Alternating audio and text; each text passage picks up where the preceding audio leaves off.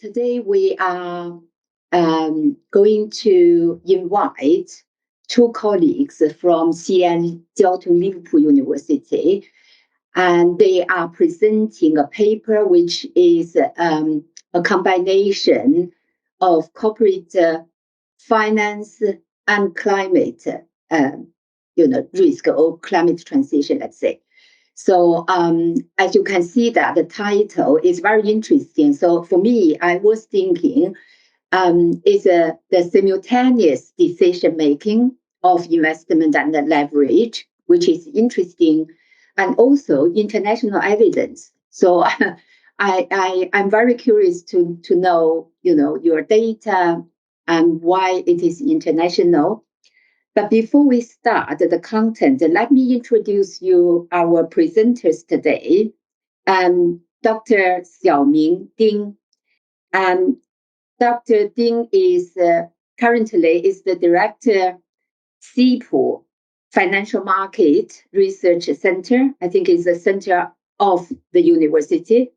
And he's also the deputy head of Hexie Academy and College of Industry Entrepreneurs, which is a new, I just heard that. And so basically, Dr. Ding has a lot of experience, and he has visited different places. More importantly, he obtained his PhD from Birmingham University, I think in accounting and finance. And if you can see that he returned to China and joined Xi'an Liverpool University in 2020 and 2009. And since then, he has been very busy in a lot of academic administration or academic management positions, whatever we can think of. Probably, Dr. Ding, you have done something. So let me skip all that, position. And I think Dr. Ding is, as I said, is an expert in research in accounting and finance, and also related corporate finance, financial market, and financial econometrics, etc., etc. And I also noticed that, I can imagine people are very busy in China, so you are non-executive directors of some Chinese listed firms, which I think is very interesting, so that we know more about from the insider's point of view, we know more about the Chinese listed firms. And our second presenter and one of the co-authors of the paper is Dr. Qiong Ji, and she is an assistant professor at the School of Intelligent Finance and Businesses, a part of Xi'an Jiaotong-Liverpool University. And Dr. Ji, actually, you got a lot of certificate, I do not know. Some of them I know, but maybe in finance or CFA I know. And so you, so I understand that you got your PhD from University of Liverpool in the UK, and you have published in some good journals such as Journal of Banking and Finance, and your research interested in something around the venture capital, asset pricing, corporate governance, corporate finance, investment, innovation, etc., etc. So I think people are very interested in knowing the topic today. To me, it's a very interesting combination. So I will leave the floor to you. So I understand, Dr. Ding, you are going to start, and then we will hear from Dr. Ji, right? So the floor is yours. Welcome. Thank you, Professor Guo, and also thanks to CGF for the invitation to give us the chance to present in front of the scholars and participants of this online seminar. Probably before starting my presentation, it's better to introduce our institution, a brief introduction of the institution. Xi'an Jiaotong-Liverpool University is a Sino-British joint venture cooperative university, international university in China. It is currently the largest and I'm not sure whether I should say the most successful, but it is the largest Sino-foreign cooperative international university in China. And we are teaching in English, and so there is no barrier to communicate between our staff and the staff outside the country. And there is a short history of the university. We established in 2006, as mentioned by Professor Bo. I joined the university at the quite early stage. I joined the university in early 2009, after my departure in UK. Then worked for the business school of the university for quite a long time. Until last year, I transferred to the new department, the new school of the university, which is called the College of Industry Entrepreneurs and Hexie Academy. The idea of the new college or the new school is to have the more smooth cooperations between the academics and practice. So I think that's why, as mentioned by Professor Bo, my background is more like a combination of the academic and also the industry. So I choose to transfer to the new department. And also currently I'm heading two units within the college. One is the global finance market research center. This is one of the research center of the university focusing on the volatility of the financial markets, risks of the financial markets, and also the financial market infrastructures. And probably you know that that's very important for a lot of countries in the current world, which probably you may be interested in. So the other platform I'm also heading is the data platform and data lab for the college.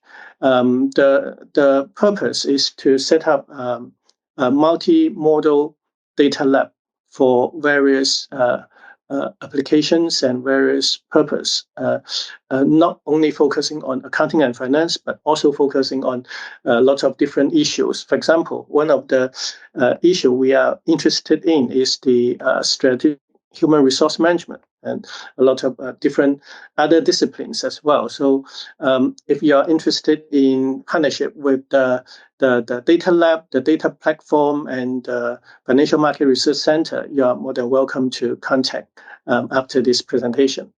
So let's come back. That's the brief introduction. I hope that will give you more background information about the institution and myself. Let's come back to the presentation and the paper. This is, as mentioned by Professor Bo, this is work trying to combine the very hot topic about climate risk together with some traditional discussions about investment financing of the corporates. I was studying investment and financing decisions in UK when I was studying my PhD. So that's the area I'm quite interested in as well about the corporate decision making, corporate financial decision making. So the idea of combining these two elements, another reason is that it is also inspired by Professor Murinde's work together with Clean Words and AERC in 2021, published in Work Development with the title The Impact of Climate Vulnerability on Firms' Cost of Capital and Access to Finance. So it is also a study on the topic of climate risk and the traditional topics about financing, the cost of finance, the sources of finance.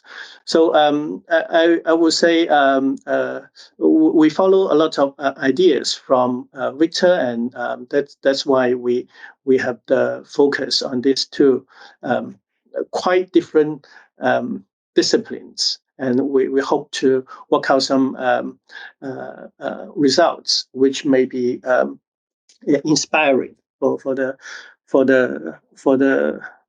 rest of us. As we know that climate risk is now a global issue, and we are quite interested to know not only, for example, country-specific analysis on the climate risk relationship with the corporate decision-making, but also the global facts about the relationship between the climate risks and corporate decision-making around the world. We have some discussions. We had some discussion about the sample. I think Dr. Ji will give us more information about the sample.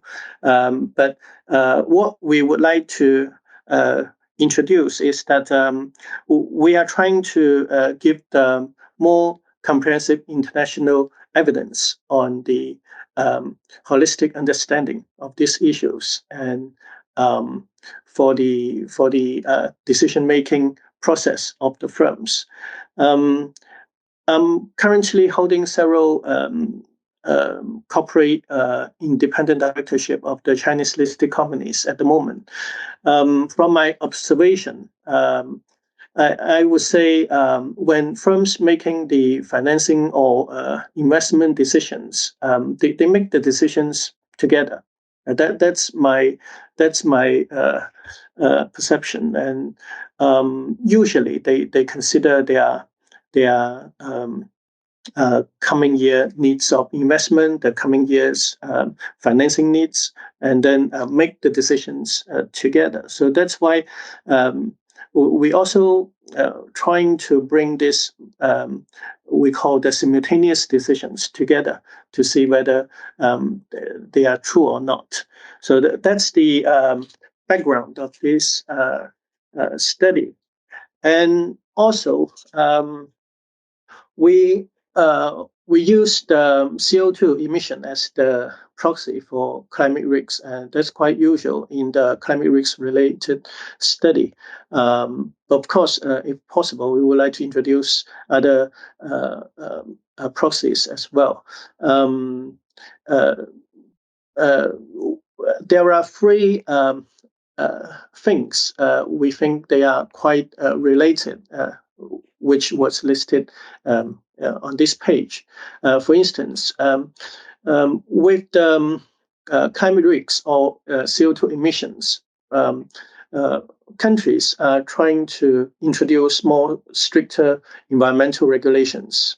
And of course, stricter regulations also imply the higher costs for the firms and probably additional investment needs for the firms. And there might be potential impacts on the leverage on the investment levels as well. The other thing is about the shifting towards a low carbon economy. Firms may have to adopt the energy efficient technologies and process, and which may also have the impact on their leverage and investment decisions.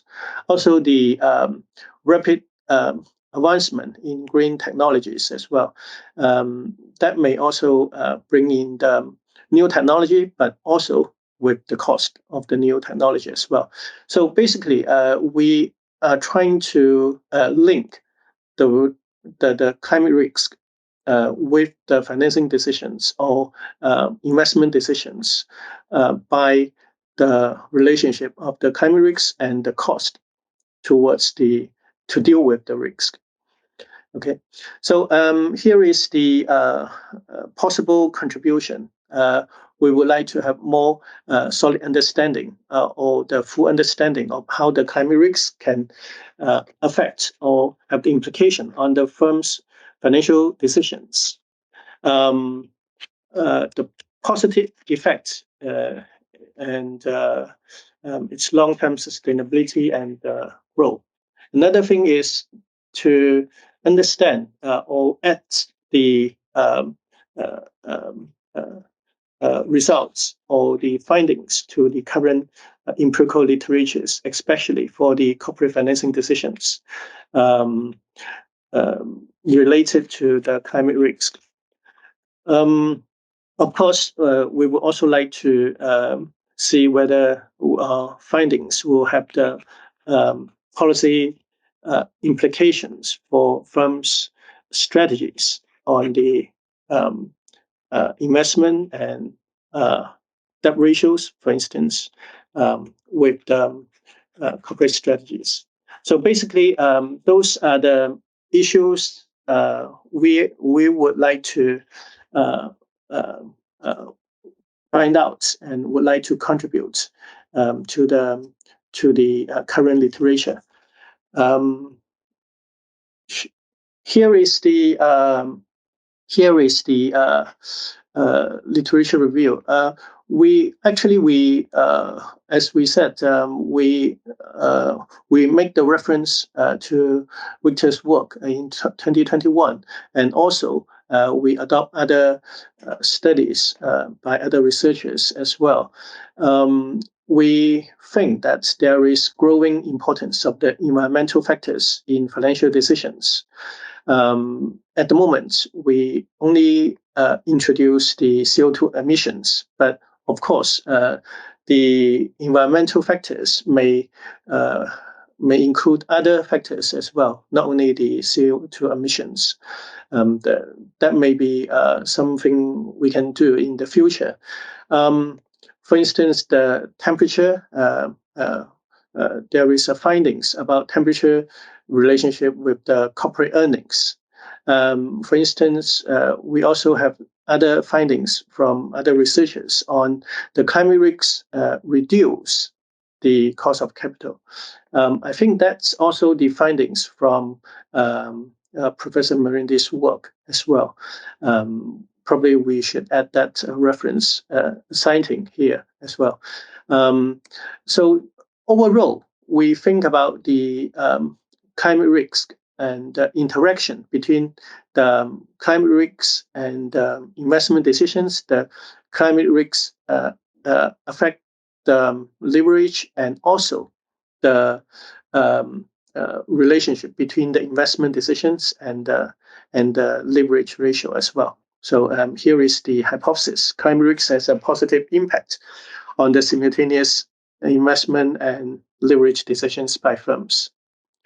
All right, that's the brief literature introduction, and I think I'm going to hand over to Dr. Ji for the more technical analysis on the topic. Dr. Ji. Okay, great. Thank you, Dr. Ding. Can you hear me clearly? Sure. Yes, we can hear you. Okay, great. Also, thank you, Professor Bo, for the invitation.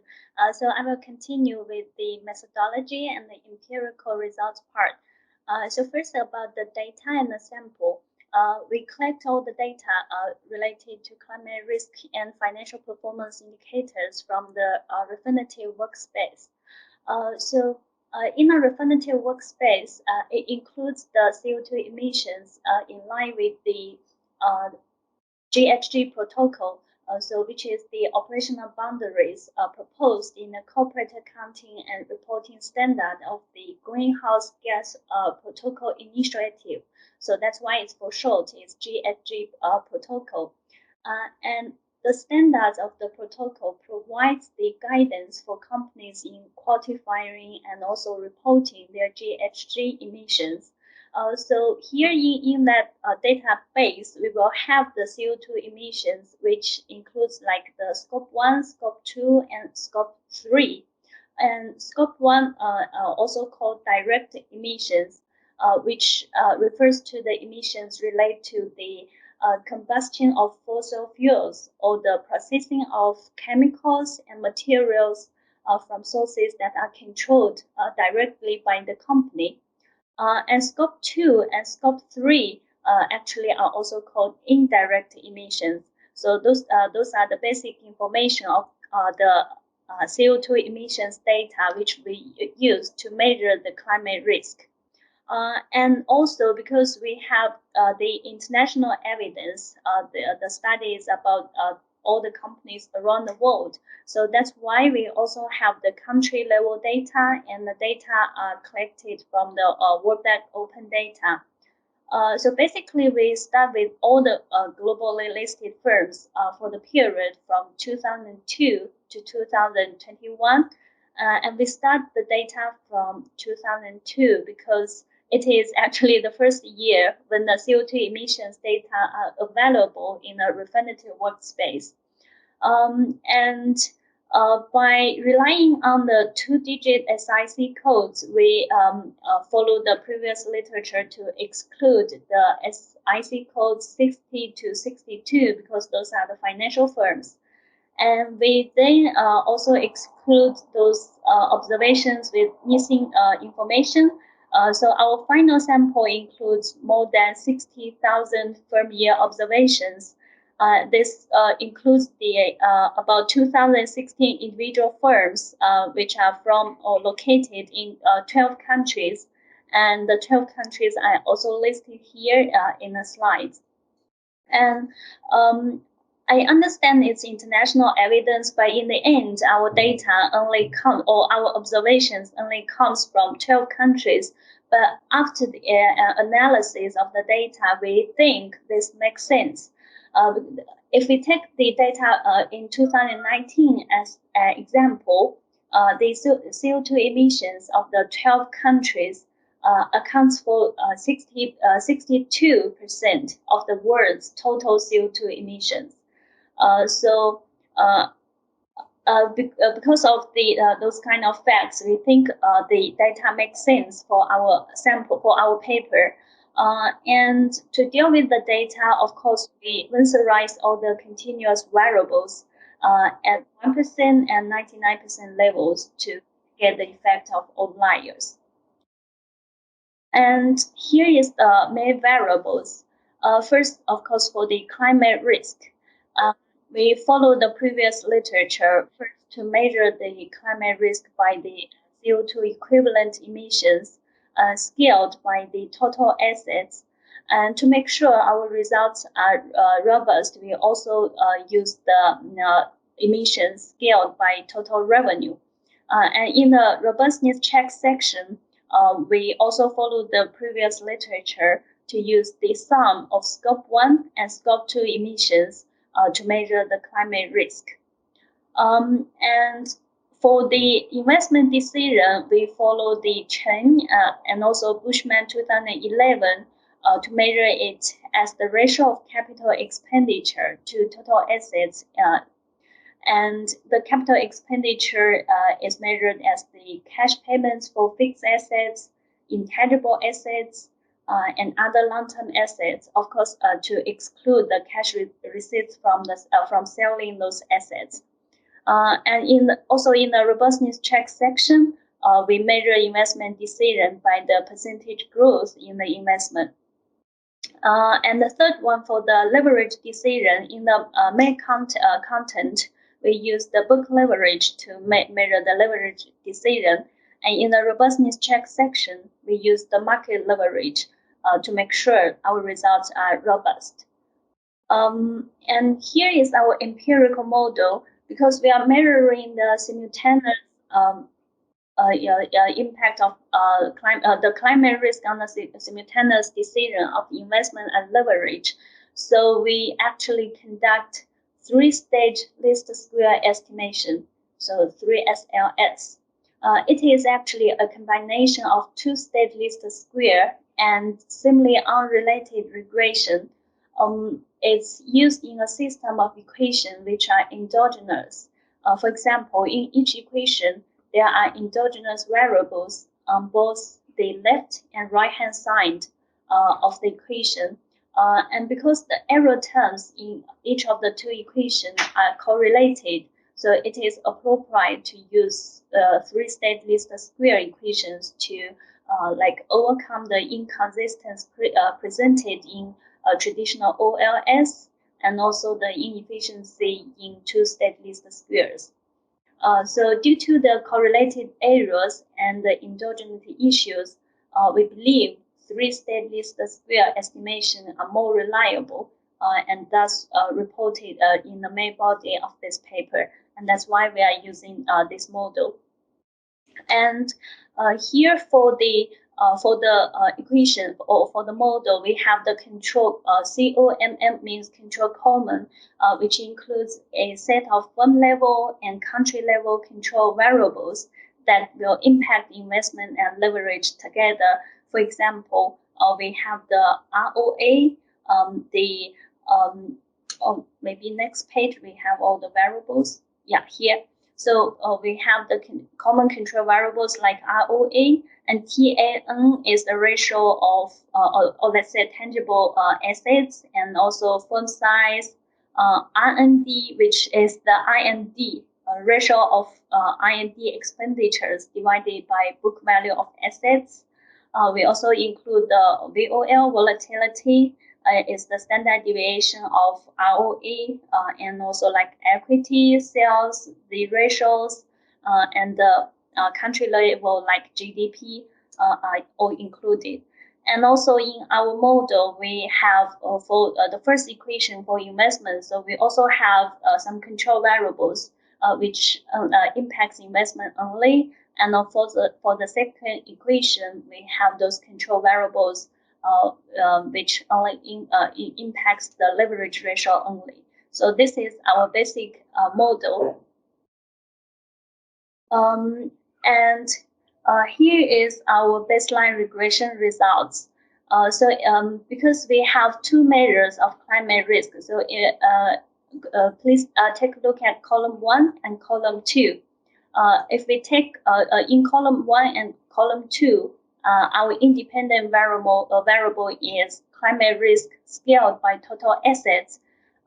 So if we take column 1 as an example, we can see that coefficient is 0.104, which is positive and significant. And the coefficient also means that a one standard deviation increase in climate risk is associated with about 9% increase in average investment. And for column 2, it's about the climate risk impact on the leverage. So the coefficient 0.069 is also positive and significant. And by calculation, we can also conclude that one standard deviation increase in climate risk is associated with about 5% increase in the average leverage. So the results from column 1 and column 2 basically tell us that high climate risk push those companies to get more debt and also invest more. Because we also have some previous literature that show a negative impact of climate risk on investment. So we discussed about the potential reason of a positive impact here. After discussion, we think probably there are 4 reasons. First, firms are likely increasing the investment to adapt to stricter environmental regulations discussed by Dr. Dean previously, and to comply with the involving climate-related policies. which often require significant financial investment. And the second possible reason could be that the shift towards a low carbon economy and also those sustainable practices require or necessitates the investment in new technologies and process, so increasing both the investment and leverage.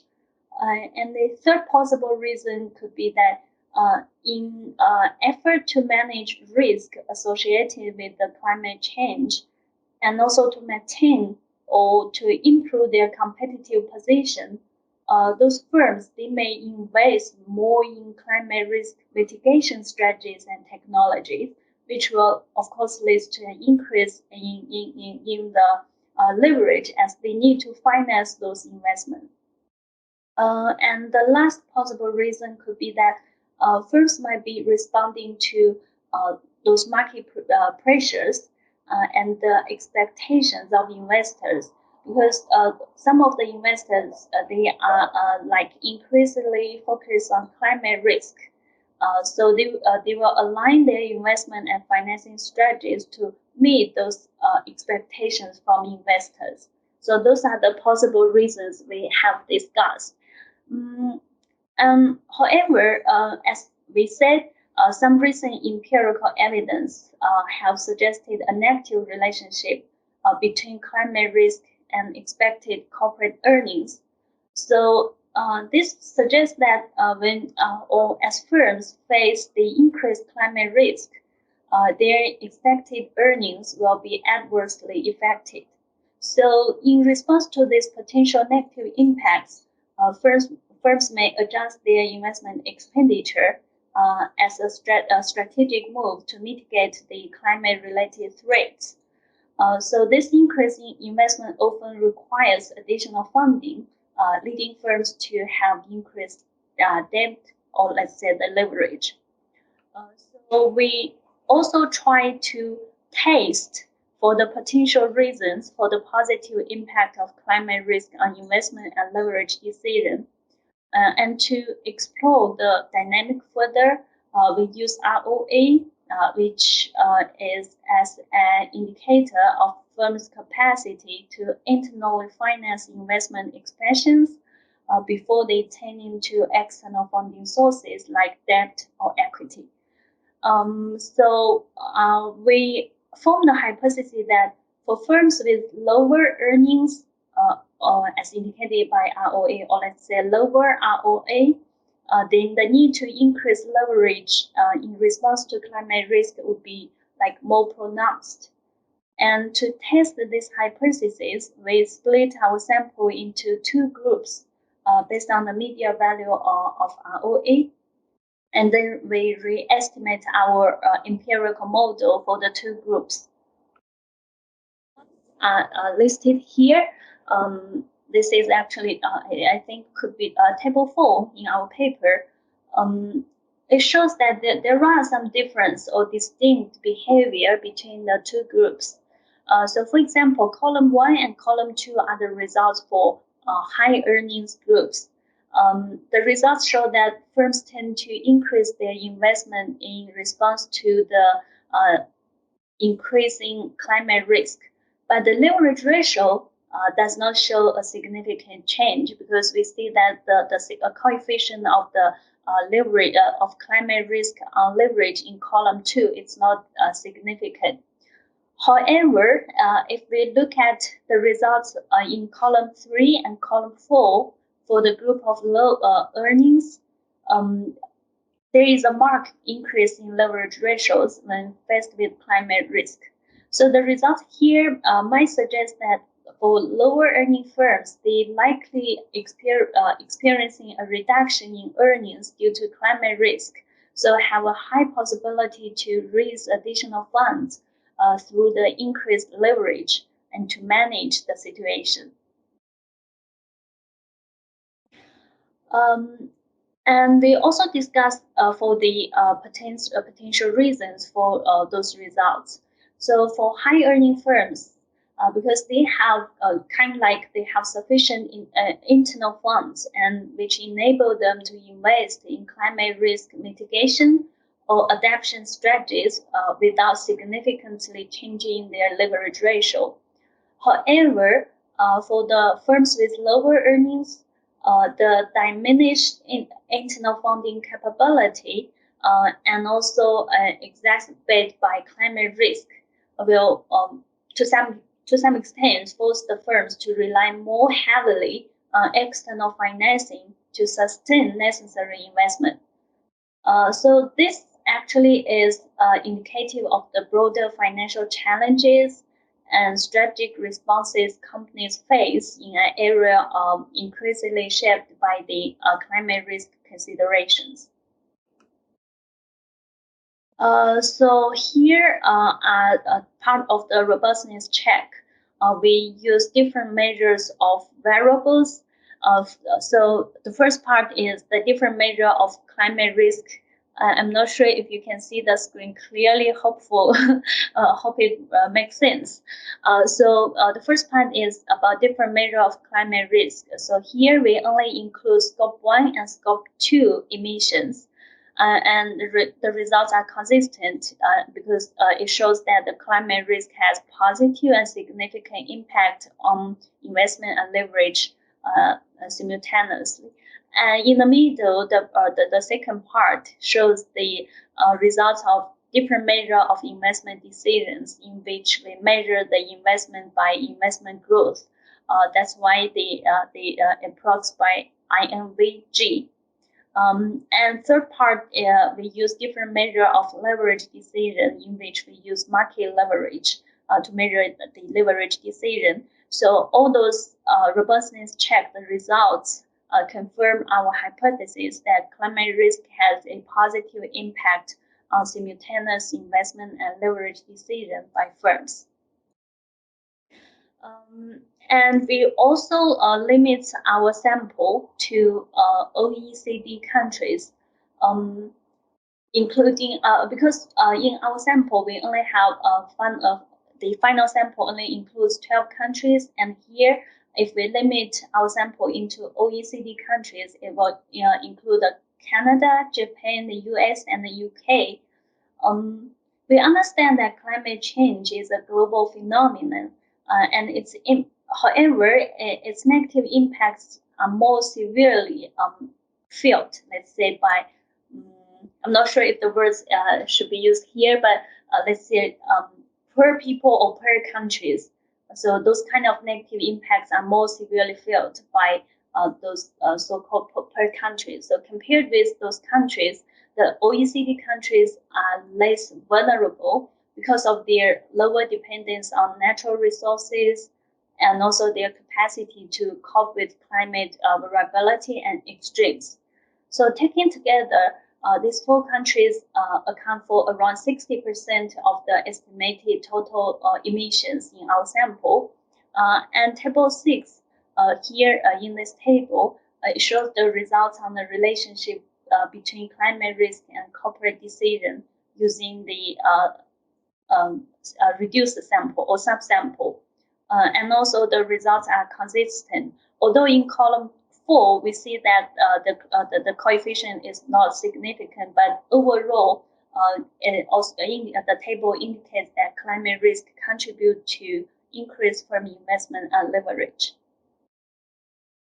And also to mitigate the potential endogenous problems, we conduct additional tests in a different setting by using the 2015 Paris Agreement as a shock to like firms, also banks and investors' awareness of climate risk.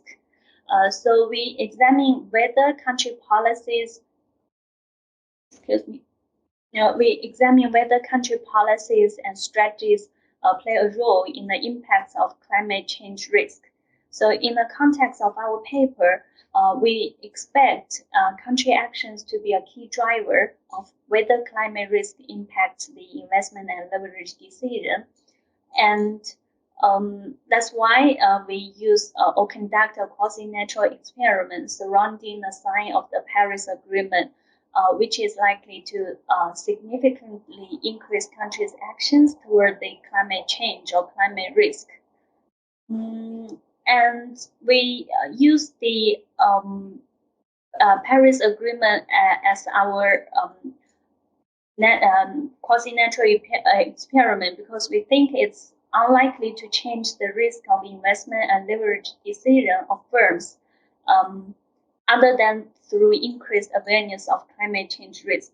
So a significant increase in investment and leverage after the Paris Agreement would indicate or show that the measure of climate change is identified in climate risk and that country action is a key determinant of whether climate risk impacts investment and leverage decision. And I think next page is the results. Yeah. So we define the treatment variable based on our two climate risk measures. For each measure, a firm is considered to belong to the treated group if the risk indicator has a value above the 60th percentile. And firms below the 40th percentile fall into the control group. And for a clearer distinction between the two groups, we exclude firms between the 40th and 60th percentiles. And in the table, the post-2015 here equals 1 for observations after 2015 and 0 otherwise. And the results reports from the table, we see a treatment effect of 0.3 to 0.6 on investment and leverage. And this indicates that firm investment and leverage does increase or indeed increase after the sign of the Paris Agreement. And it also confirms our hypothesis. And also this is the last section of our paper at the moment because we actually we haven't finished the paper, but we have some valuable suggestion from Professor Murinde because he asked us to also think about the uncertainty because the in the face of uncertainty that arises from a combination of climate risk and market forces, it drives significant impact on investment and leverage decisions of the firm.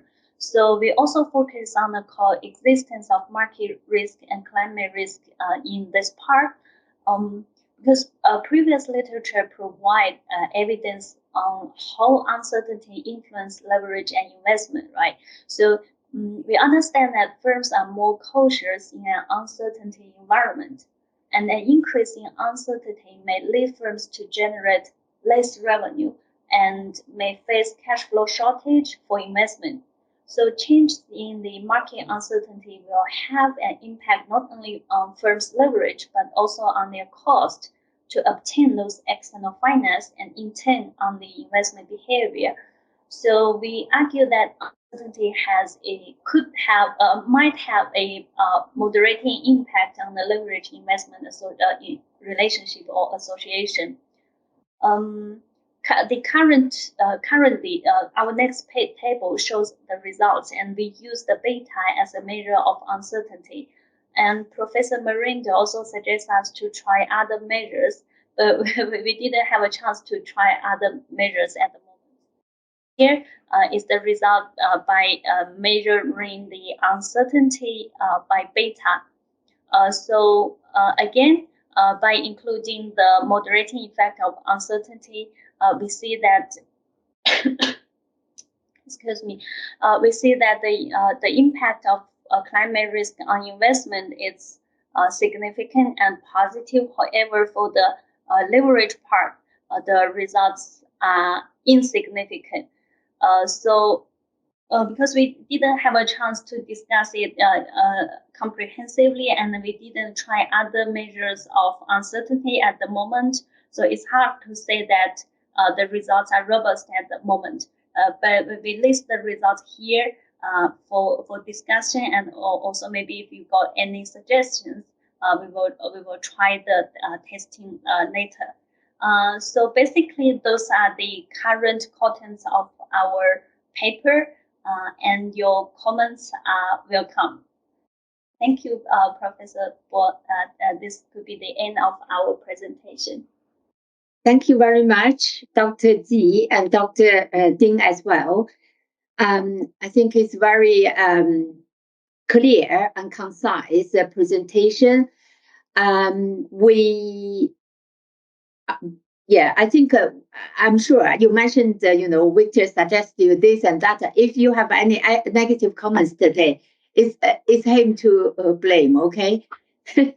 So now let me open the floor to the audience. I'm sure we have some colleagues who are working in the climate risk area, and some people who are working in corporate finance sector, and some people who are working in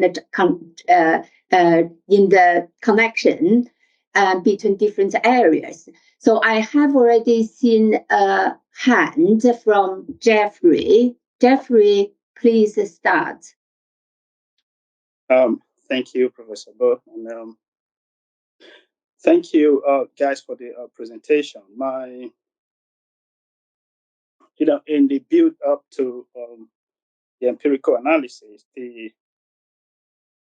you use all the time investment decisions.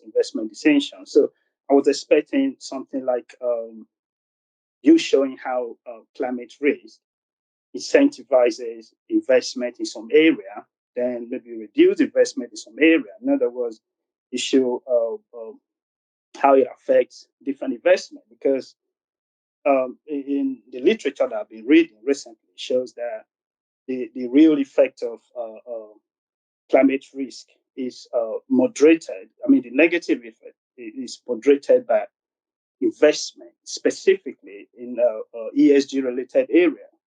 So my point is, when you use average investment, that does not really tell us what the story is, because especially using investment decisions all the time. So is there any reason that you did not try to disaggregate this data to show us how climate risk,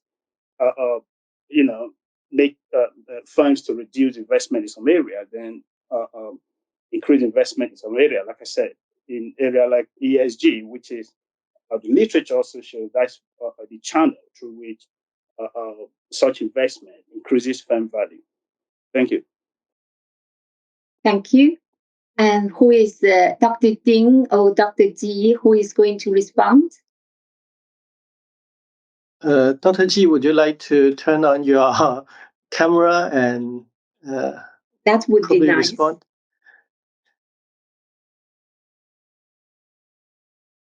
Oh, sorry, I didn't realize my camera is turned off. Sorry, I didn't actually get the question. Okay, can I ask again if that's...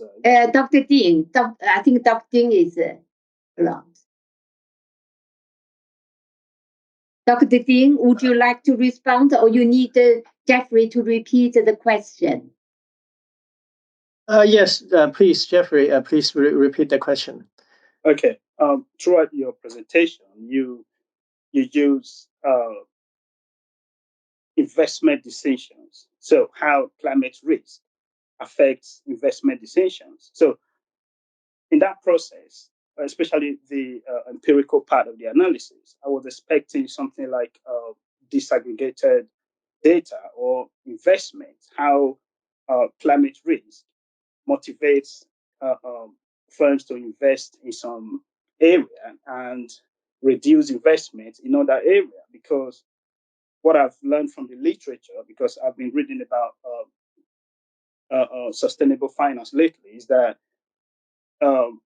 climate risk incentivizes investment in ESG related area, because that is where the value creation is for firms. So I was expecting you to, in the analysis, you use average data. So that does not really tell us the full story, or what we really need to know, because when you use the average investment, that is broad. So we don't know where investments are being reduced and where investment are being increased. Like I said, ESG area is one of the channels that the literature has confirmed that firms can create value investing in that area.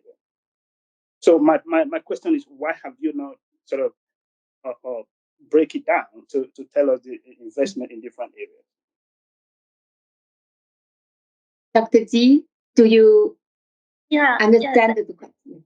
Yeah, I got it. Thank you, Jeffrey, right? So thank you very much for your comments. I think it's a very good point. As I just said, we haven't finished the paper, and I think you mentioned a very good point to include the channel like ESG and to analyze the impact of climate risk on investment decision in details, and also conduct the channel analysis to include the ESG. I think it's a very good point. Thank you very much for your comments, and I have already write it down, and we will discuss and try to include it and try to see if it works. Thank you, Jeffrey. Yeah, but do we have the? Yeah. Sorry. Please, go. Do we have the data available for the aggregate analysis? Disaggregated, actually. Yeah. Disaggregated. So you only have investment on the firm level at the moment, which is capital expenditure, the ratio of it. The question was about, do you know the types of investment? Do you know the structure of this capital expenditure? Where did the firm spend the money on investment? Whether or not this investment is ESG related or not, or something. So that's basically the question. So I was wondering whether you have that information, because I do not know whether you can get the firm level breakdown information in terms of fixed assets investments. But maybe that's my concern as well. Yes. Yeah, actually, we do not have that detailed breakdown of the capital expenditure investment data, but I do notice that some of the firms, they have the ESG related investment data. So it's possible that we could do that kind of test, but not in that very detail. But it's possible that we could break down our investment data to include to exclude the ESG part. Yeah. Or you add another set of robustness tests. Yeah. So I did not see other hands. So before people are coming up, so maybe I can put forward my comments or questions based on what I understanding of your presentation. So I actually have two major issues. So one is, I think the idea is absolutely new. So I have not seen any paper that they put the simultaneous decision-making between investment and leverage. Although I'm an investment person, I always put my leverage variable in the investment equation, from investment equation, and vice versa. So we all know that. So now you link that, you assume that they are making decisions simultaneously, and then they are affected, those decisions are affected by climate risks. That's interesting. That's innovative. But I didn't see the theoretical framework. You showed us an analytical framework, but what is the theory? What is the either corporate finance theory or other theories that you can justify, that you can put them together, particularly climate risk affect those two decisions, and those two decisions are made simultaneously. So that's one of my concerns. My second concern, actually, you did some econometric analysis, but I have some questions on the DID for the moment. So maybe I need some time to think about it. But you got the result that shows a higher climate risk positively affects both leverage and the investment decision, even after the Paris Agreement. So you define the post-dummy, which is after 2015, and then 0 before. You define the treated firms as the firms that have higher climate risk. Okay. So my question is, you got a positive sign. My question is, why it is still positive? Think about Paris Agreement. After this Paris Agreement, do we see higher climate risk or do we see lower climate risk? According to your results, Paris Agreement, basically after this agreement, firms are facing higher climate risk, or that type of relationship is even more intensive as compared to before. So from by intuition, how do we explain this? I was thinking whether or not you should, a negative sign probably, to me, makes more sense than a positive sign if you use the DID. And so that's something that is in my mind. So I was thinking about that along the way that you presented. We probably need to think more about it. Yeah. How do you think about it? That's my major concerns. Okay. Probably I may respond to the first question related to the theoretical framework or theoretical background. Dr. Ding, maybe it's better you show your analytical framework. And that is a very nice little model there in your presentation. And then you can explain that, and then you add some theories. Okay. Can you Dr. go down G, a can little we bit? go Your back transparency. to Dr. G is controlling the screen. Dr. G, can you go down to that? Yes. So I think it's good for everybody to have a look at this analytical framework. To me, it's only analytical, and we need more theory to justify that. Yes, I think the idea of the simultaneous relationship between the investment and leverage or financing decisions, they were in the literature. I still remember when I was working on my PhD dissertation, I referred to that simultaneous work between the actually three decisions: the investment decision, the leverage decision, and the dividend decision as well. I think that was a piece of theoretical framework we borrow from the literature. I think we also have some literatures. We study some literatures about the relationship between the climate risks and the, for example, the cost of capital. For example, the corporate earnings. That make us think that possibly there is a relationship between the probably Dr. G may add probably that there is a relationship between the climate risk and the investment decisions, between the climate risks and the leverage decisions as well. So that about we have several discussions at that moment, and we were discussing that possibly we may draft such a relationship figure and propose such a framework as the climate risks is a emerging topic, and whether we can combine this emerging factor into our traditional corporate finance discussion. I will have to say that there is a little innovation here.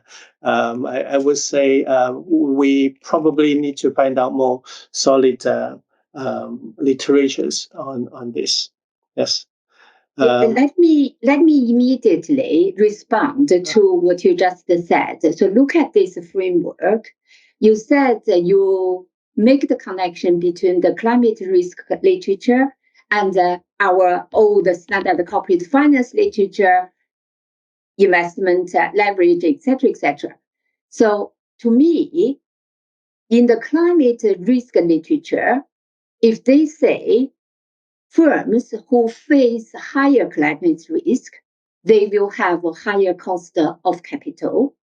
And that means, Dr. Ji also mentioned some studies saying, okay, higher climate risk implies a lower retained earning. Generally, we do not like that, right? If that is the case, as a firm, my cost of capital is higher, my earning is lower. How can I have more investment?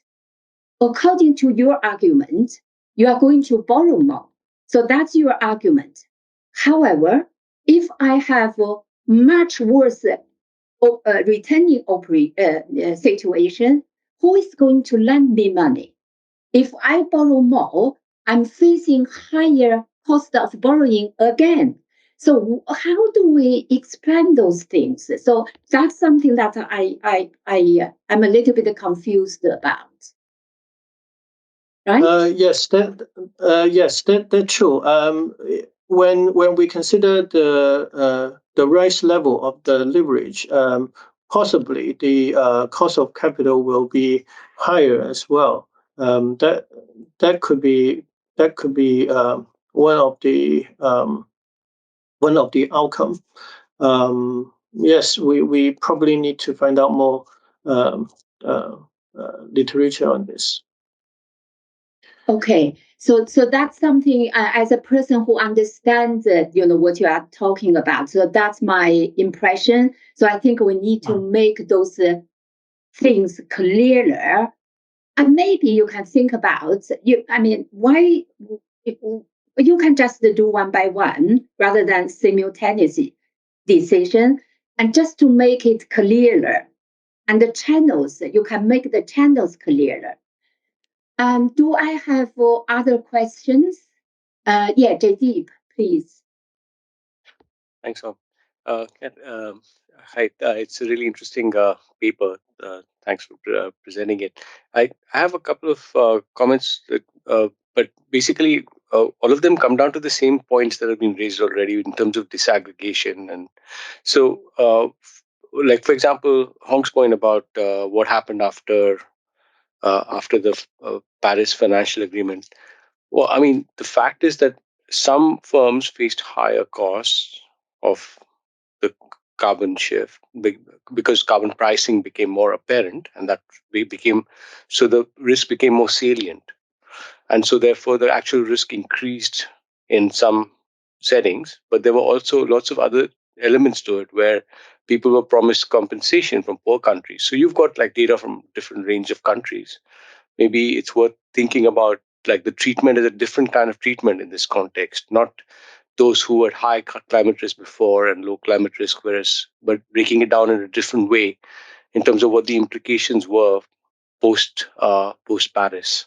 So the breakdown is kind of important for you to think about here. Like I thinking even in terms of the investment itself, like Jeffrey was saying, I mean, the first thing to check would be whether the climate risk, what are the dynamics? So I would say it looks like it's not clear whether the investments are going into reducing or increasing climate risk. So you don't have that you don't have that result. So there's a lot of risk management theory that explains the U-shaped effect. So like when you're exposed to high risk, you increase it, and so you're looking at companies which are actually increasing their leverage when they're exposed to risk, which is like not the action of decreasing risk. Even though your theory suggests that like they will invest more to resolve climate risk, there's no evidence that they're actually doing that. So there's a kind of a problem with the idea of how what are they doing to actually resolve climate risk. That's not at all sort of established here. So if you were to look at what happens to climate risk T+1, you might get an idea of whether the investment's actually going into reduction in carbon or something else. And you already, like, the theory kind of breaks down a little bit when you break them into high and low earnings, which is on the slide right now. And you can see that the high earnings group don't increase their leverage, but actually the lower earnings group, while they increase their leverage, they don't increase their investment. So what exactly are we looking at here? There's a different story maybe from these coefficients. So it might be worth, like, sort of playing with the data a little bit more before sort of trying to draw any conclusions, I think, in this context. Thank you. Yeah, thank you. Please, Dr. Ding, please. Yes, I think that's a very well. Those were very good comments, and I think, for example, here with the high earnings, low earnings, definitely we need to work it out. See, because I think for simply looking at these numbers, I think there are a lot of stories we can tell from these findings, these numbers, assuming that the model is correct. So I think there is a lot of follow-ups we have to work on. Yeah. Mm-hmm. Yes, and nobody has mentioned the data. So I was wondering why you selected those countries, firms from those countries. What happens with respect to other countries? Dr. Ji, maybe. Yeah, actually, we start from all the countries, all the listed companies in all the countries, but because the data are from a Refinitiv workspace, to some of the countries, there are no data relating to the CO2 emissions. And we have lots of missing information. So that's why at the end, we only have data from those 12 countries. Mm-hmm. I forgot whether you included Chinese firms. Yeah, we do. Yes, we included. Oh, okay. You know? Okay. Yeah, so yeah.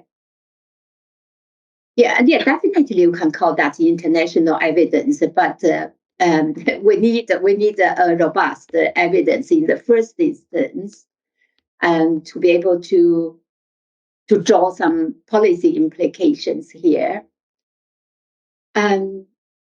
Any other questions?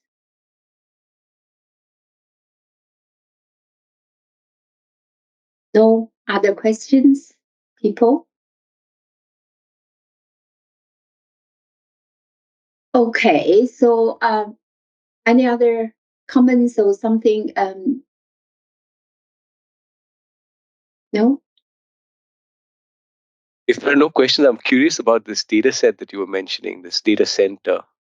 So would you be able to share a little bit more information about that? What do you mean? Data center? Oh, Dr. Ding's. Dr. Ding, okay. Yes. So now you have a demand. Dr. Ding is about your center. It's about your data. You said data platform. Oh. Did you? Yeah. Yes. We about the data platform. What we are trying to do is to establish a data engine. A data engine includes the multiple model data. For example, the text data. For example, the image data. Different types of the data, and also we are using it as the experiment platform as well. For example, we purchased the AI graphic cards. We have the strong servers to support the high-speed calculation as well. Basically, we are supporting the computing and the data needs of the college and the center. Of course, the use in the finance is very important. For example, we are trying to for the use of the data platform is used in research, in teaching, and in training as well. So, for example, we are also trying to develop. Actually, the prototype is ready. We are trying to develop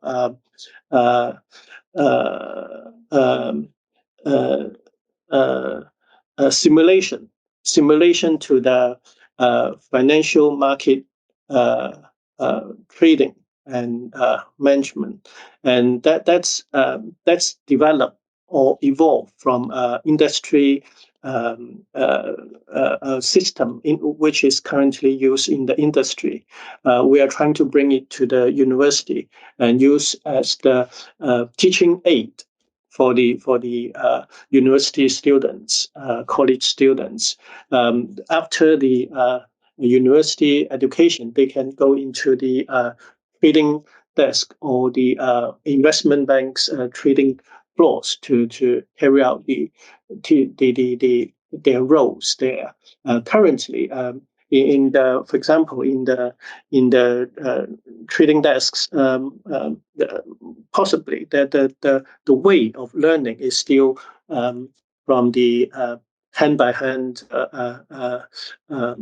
mentor instead of the university teaching and learning. So we can bring it to the university earlier, and then student can have a much earlier experience with the real financial market and how the real financial market is working. And we have the front desk, middle desk, and the back office as well. The functions of these different offices in the simulation system. So that's one of the type of the project we are currently working on. Of course, we welcome partnerships on different projects. That's the project which is already commercialized, and it's been purchased by the universities in China as well, also used in our university as well. So we can incorporate, we can introduce different projects, and we have the hardware, we have the software, and we also have the colleagues, because we are quite mixed background team. So I'm from finance, and I'm also from computer science, and we have colleagues from maths. We have colleagues from computer science, from AI background. So we can work on lots of multidiscipline or cross-discipline projects as well. So that's what we are trying to introduce here. But are you talking about the data, the Chinese data, or international? All the markets? Well, we welcome all the data as long as they are legally correct, or we have no problem in using the data. Are you using data, or are you building up data? We are for different set of data, we have different usage. For example, we can introduce, if someone have the source of the data, then we can introduce the data and see how we can work on that. Something like data mining. Okay, if we need to build the data set for the research, then we can also set up the project working on the data set as well. Yeah. But we have the supercomputing